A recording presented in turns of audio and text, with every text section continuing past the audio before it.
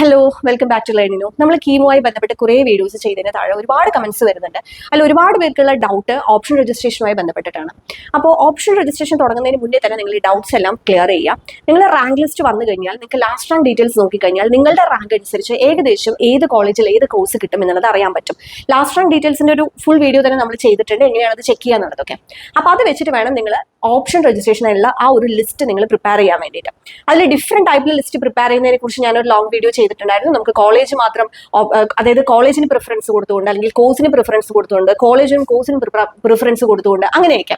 ഇതിൽ ശ്രദ്ധിക്കേണ്ട ഒരു കാര്യം എന്താണെന്ന് വെച്ച് കഴിഞ്ഞാൽ നമുക്ക് ജോയിൻ ചെയ്യാൻ താല്പര്യമുള്ള ഓപ്ഷൻസ് മാത്രം നിങ്ങൾ കൊടുക്കുക. നിങ്ങൾക്ക് എത്ര ഓപ്ഷൻസ് വേണമെങ്കിലും കൊടുക്കാനും സാധിക്കും. അപ്പൊ നമ്മുടെ റാങ്ക് അനുസരിച്ച് നമ്മൾ ജോയിൻ ചെയ്യാൻ ഉദ്ദേശിക്കുന്ന കോളേജിന്റെ വേണം നമ്മൾ ലിസ്റ്റ് കൊടുക്കാനായിട്ട്.